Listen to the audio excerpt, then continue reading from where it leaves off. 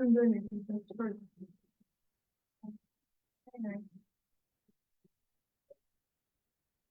so we will say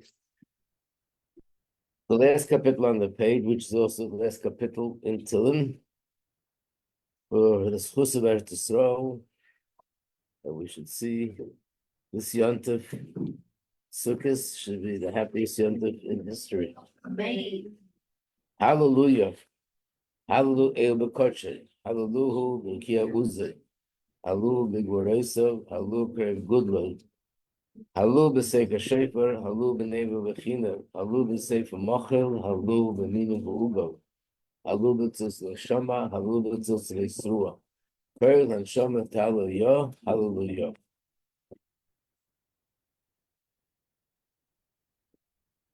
Welcome.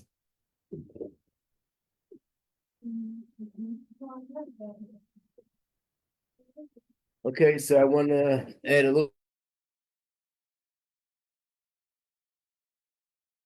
Gimel Tishrei, the day of the Rebbe Maharash, and about Simchas Torah.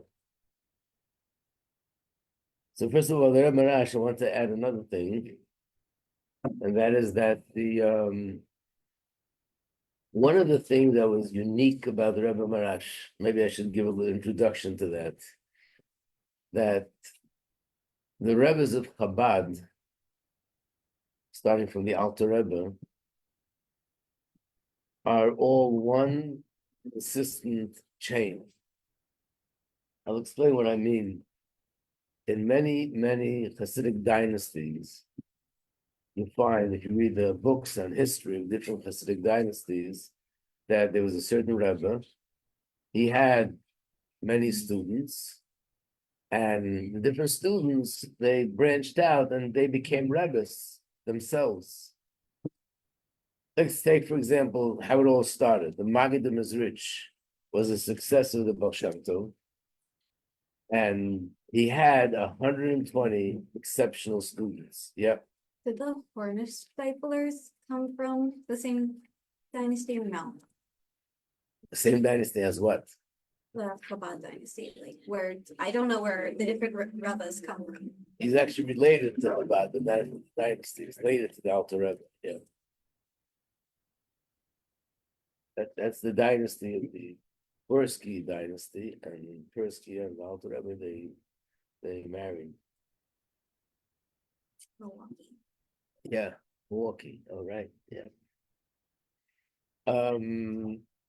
So the Baal Shem Tov, for example, it says had 60 students, that each one was a very big tzaddik, and they all became Rebbes. The Maggid Mezrich had the exact same thing, but double, 120 students. And those 120 students, they branched out. Each one became Rebbe in a different place. What about their students? They also had great students, and they branched out. So a lot of dynasties, they might say, we go all the way back to, let's say, Rebbe Lemalach of Lezhensk or some other Rebbe, but the second Rebbe or the third that branched out, his approach was a little bit different than where he came from. And then his student who branched off and made another dynasty was a little bit different than what he had. In Chabad, the Rebbes of Chabad are pretty much consistent from the beginning. Every Rebbe is identical to the Rebbe before, on one hand. On the other hand, there's also something unique about each Rebbe and each generation. But it's not unique in the sense that this Rebbe took a different path. It's just that the path of Chabad expanded and spread out, so different things changed. But the path of Chabad is straight from the Alter Rebbe, Mitzvah Rebbe, Tzemach Tzedek, Rebbe Maharash, and Rashab, straight down. One of the things that's unique about the Rebbe Maharash, but the Rebbe Maharash, before he became Rebbe, was very hidden.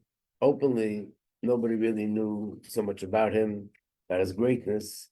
He was actually the youngest in his family. His father, Tzemach Tzedek, had how many sons? 6 sons. He was the youngest. And when the Rebbe Tzemach Tzedek was nostalgic, when he passed away, the question was, who should be the successor? So there was one son that he already established himself in a different city called Compass. There was another son that established himself in another city called Nezhin. There was another son that established himself in another city called Yozhny. And the Tzemach Tzedek and the Rebbe Maharash, he lived in the city of Lubavitch. He never moved, and he never took on a position of leadership. But the Tzemach Tzedek gave instruction that he should be the one to take over.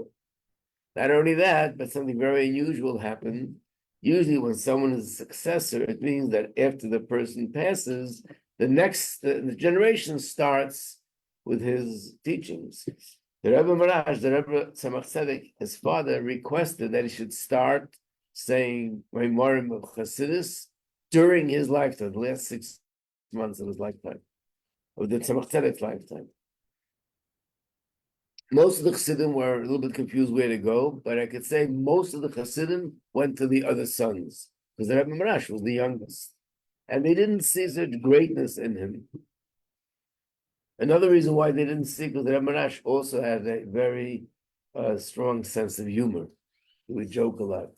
And people thought, okay, he's a little bit more light. They knew, of course, he was a tzaddik, but nothing to compare to the older brothers.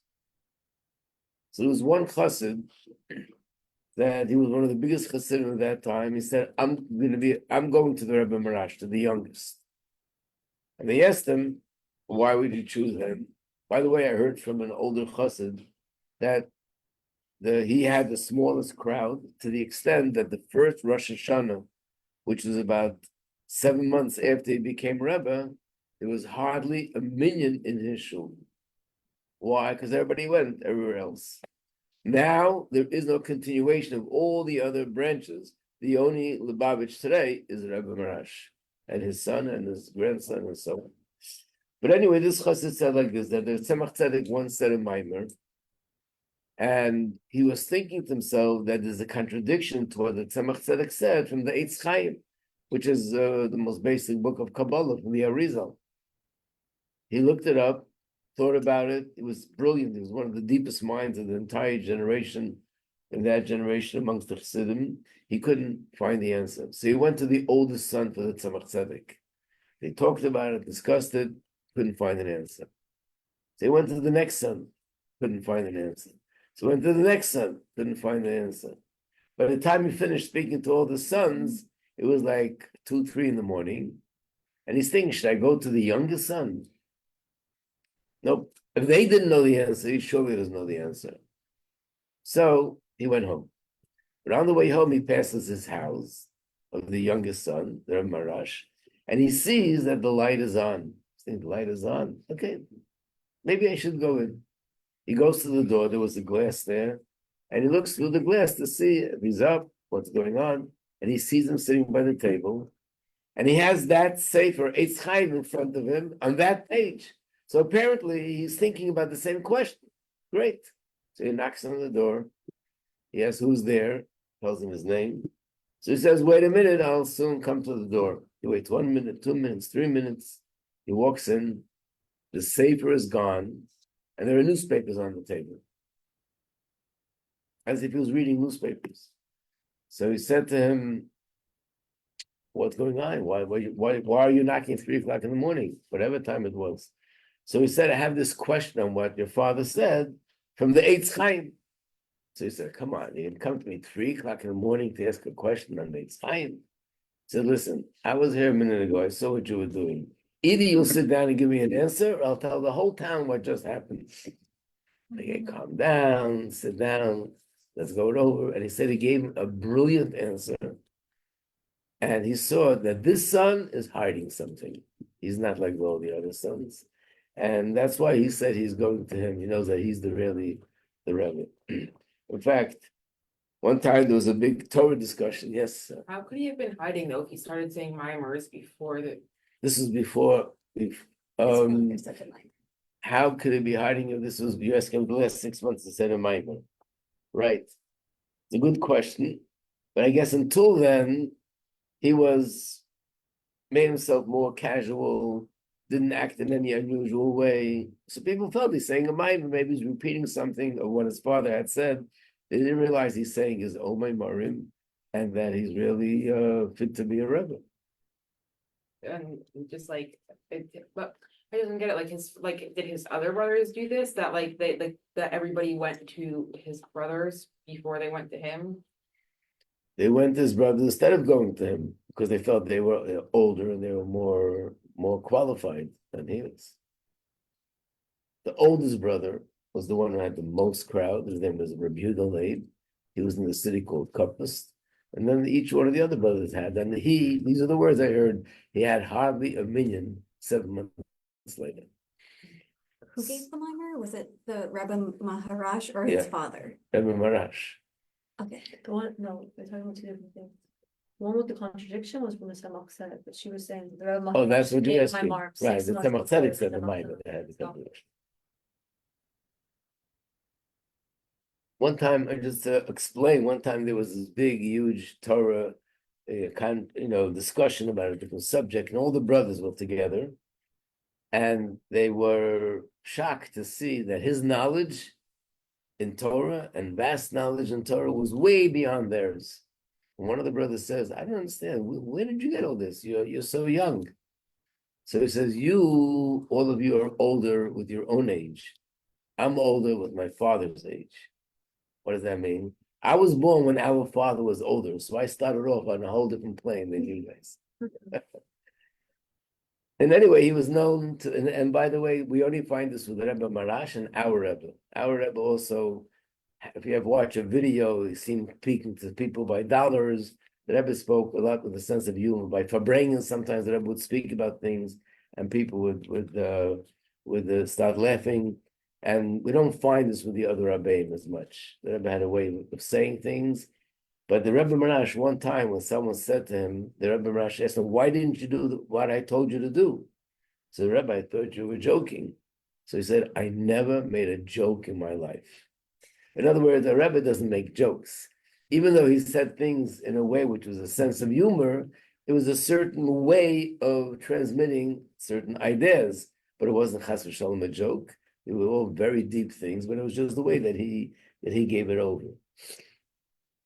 And what I wanted to add, another thing regarding the idea that the Rebbe Maharash does things in a Baal Shem Tov way, it was the Rebbe Maharash was passed away like Yud Gimel Tishrei.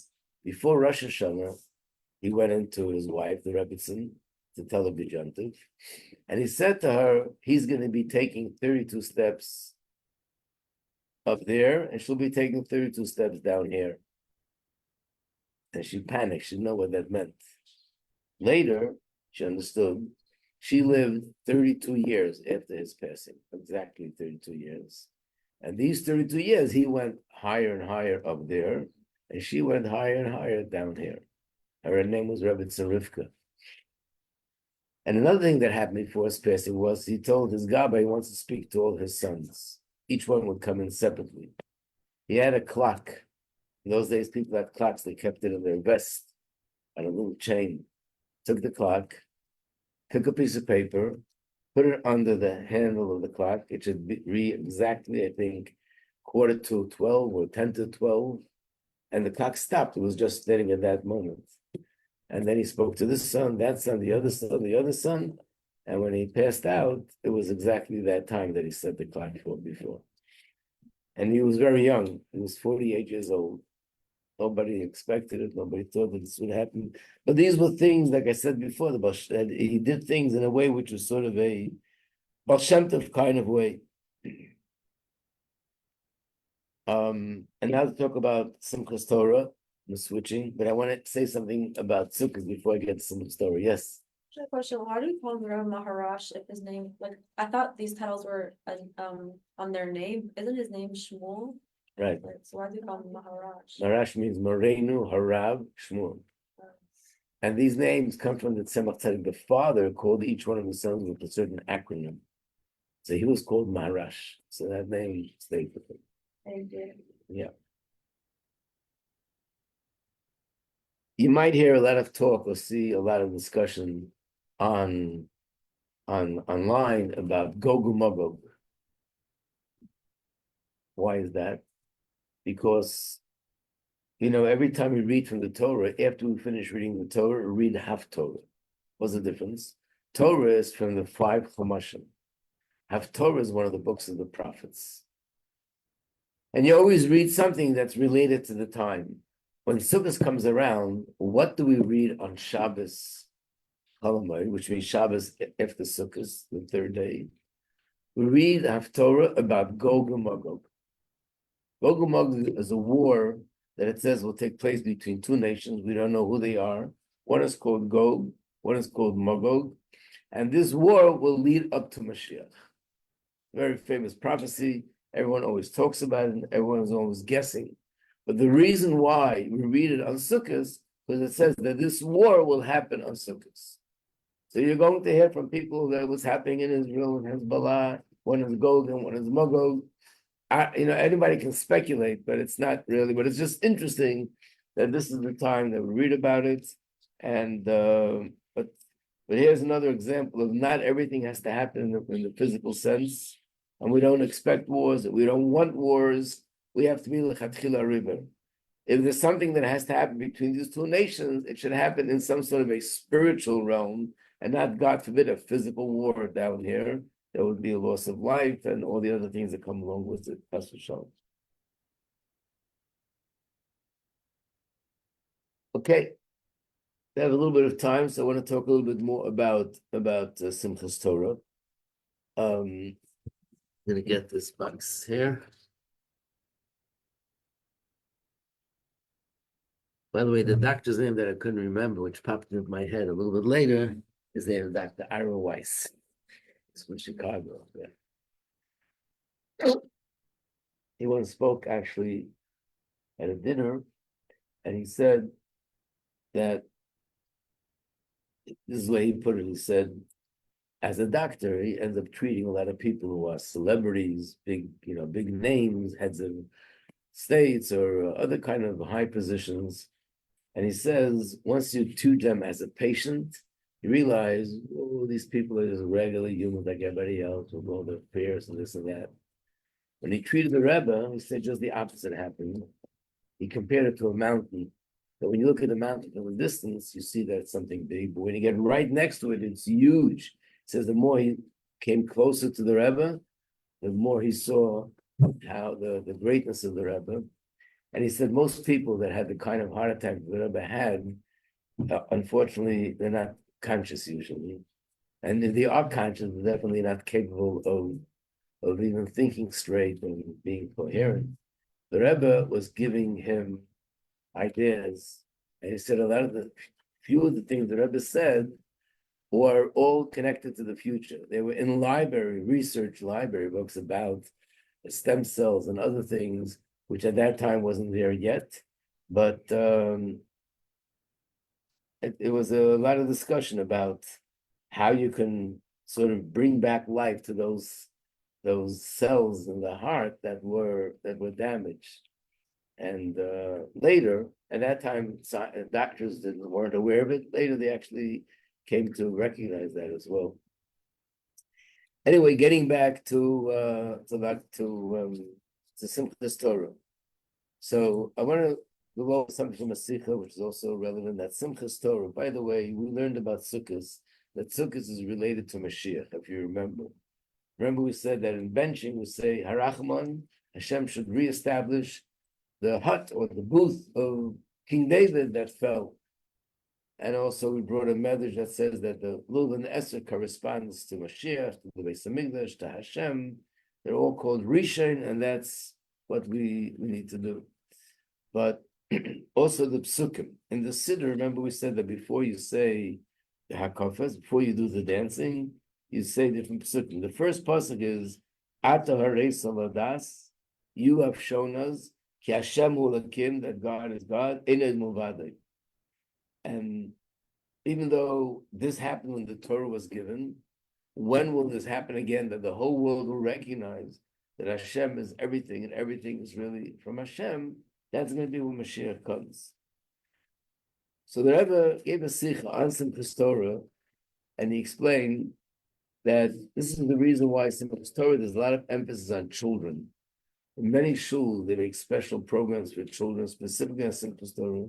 Children are dancing, children are singing, they give out flags to children, they give out apples to children.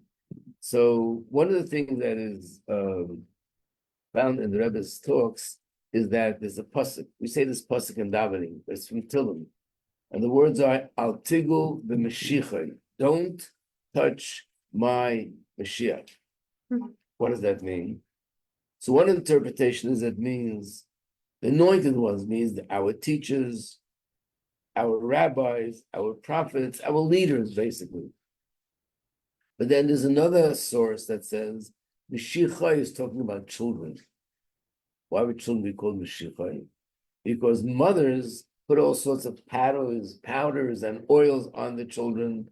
They play, they're in the floor, they're in dirt. So you put these things on that they should smell good. That's why they're called Mashiachai.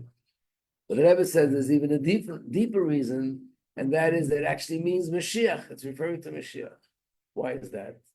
So we know one of the things that's, by the way, you mentioned an Stipler, which means that the origin of that branch of Chassidus was a student of the Maggid called Reb Nachum Chernobyl, Reb Nachum of Chernobyl. And he wrote a sefer, a commentary, and the Rebbe quotes this thing very often. It's a very big part of the Rebbe's Sichos, and that is that every Jew has a spark of Mashiach in him. And what is the spark of Mashiach? That is the Yechida. When we talk about the part of the neshama that's Yechida, that has this unconditional bond with Hashem, unconditional love with Hashem, and that's the part that can help us overcome all our difficulties, and that's where tshuva comes from. That's the personal Mashiach, the spark of Mashiach in me. But what the Rebbe adds is that if every one of us reveals the spark of Mashiach within ourselves, that reveals the spark of Mashiach, the collective Mashiach. But then the Rebbe said like this: children are called Mashiachai because by them the spark of Mashiach is more revealed than by adults. In general, we find that children, their emunah, their belief in Hashem in general, and their belief in Mashiach, because I remember when the Rebbe came out with the commotion about Mashiach, there were a lot of people who said not to get the children involved, because they're going to be very disappointed. They're singing what Mashiach now, they're expecting Mashiach. Time goes by, Mashiach doesn't come. They're going to be so disappointed they might turn away from Yiddishkeit and everything else. But the Rebbe's answer is that just the opposite is true. Children have emunah in a way which is much stronger than adults. And why is that? People say, oh, because they're gullible. No, not because they're gullible. It's because this part of the neshama, which is called the spark of Mashiach, is more revealed by children than it is by adults.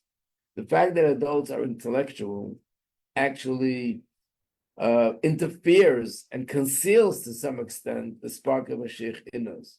Because intellect has to understand everything, and this is something which is higher and deeper than intellect. Children, because they don't have these barriers and these interferences, their spark of Mashiach is more open. And the Rebbe said, especially that last year of Tavshinun Beis, last year before the Rebbe had the stroke, that we should learn from the children to be excited about Mashiach. Look at a child, the Rebbe says, do you see Mashiach? I guess he meant they wear the shirts about Mashiach, they wear the hats on Mashiach. Okay, adults are not going to walk around with shirts and hats, but it means that the Mashiach should be something that permeates me. This is my life, and this is my yearning, and this is my craving, and this is what I'm living for, that it should be so obvious to the point that it's like children that you see this on a person right away. So the dancing and singing is two things. Number one, we're excited, we're happy that we have the Torah, and that's why we're b'simcha.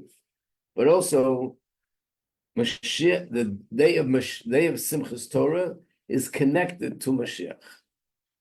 And the fact, the power to be b'simcha.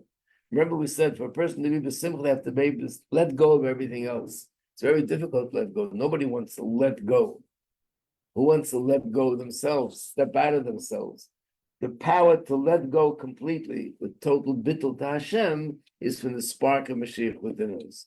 So when we dance on Simchas Torah, in a sense, and of course we don't allow any thought to get in the way, to interfere, any thought to affect the simcha that I have, that is the spark of Mashiach in me. And by us revealing the spark of Mashiach on Simchas Torah, that brings the spark, that brings the collective Mashiach should actually be revealed and take us out of Golus. There were times by the Simchas Torah bringing that Rebbe would specifically look at children, wave with his hand. And I remember one time the Rebbe turned to somebody and said, "Look at your child, learn from your child how to dance on Simchas Torah." Because the kid is jumping up and down. The father is like, What do you want to say? Two questions. One, is there like on Yom Kippur, we don't have to do anything. It's good and better to daven and atone, but the day encompasses atonement itself. Is Simchas Torah similar, where like the spark is revealed whether we try to or not? Or It's revealed, but the thing that makes it more revealed is Simcha on that day is the dancing and the singing as much as we can. On that, these 24 hours or 48 hours is a saying of the Friedrich Rebbe who said that people should take advantage of these 48 hours. You can draw amazing things for the rest of the year. Some people come with little bottles, some people come with jugs, some people come with barrels. Whatever you can draw, because this will last for the rest of the year. Sometimes people ask, so what's the difference between Purim and Simchas Torah? Purim, we say that's like the day you can get Simcha for the whole year. And Simchas Torah you get Simcha for the whole year. They're both the same. One of the differences, no, this is specifically Simchas Torah. The joy that we're able to bond with Hashem through Torah study, that Hashem gave us the Torah. But Simcha in general is always connected to Mashiach. Remember I showed you how the words, the letters of the word Mashiach and the letters of the word Simcha. And this is what the Rebbe did with Simchas Beis HaShem was he took Simchas Torah in a stretch that I told you a few days, that the Simcha should start from Simchas. So you have 24 hours from now till tomorrow night to be the old way, but tomorrow night, you just gotta let go. Then if you say, how can I let go if as soon as you hear those words, stop right away. Okay, I want to wish everybody a really happy Simchas Torah, and we should have good reason to be happy. We shouldn't have to meditate and look for reasons and look for explanations. The good should be so out there, miracles should be so out there with Eretz Yisrael that our hands and our feet and our whole body will just be dancing by itself. Okay, Oh, which Gibbetel Tehillim is this from? Don't touch my Mashiach. where's it from? It's first of all, it's in the davening in Hodu, the first part that we say in the morning, Hodu. But I think it's 100 and this one doesn't. Oh, this has references. I'll take it with Mashiach.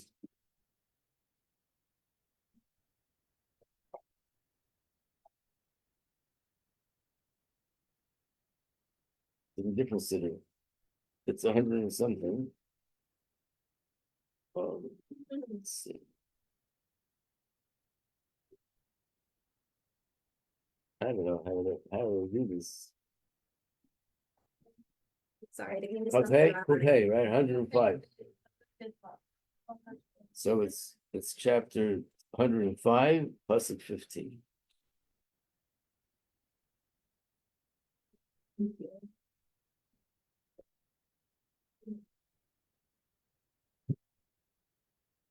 Okay, hope to see you all tomorrow night in the Sukkah, Mirz Hashem.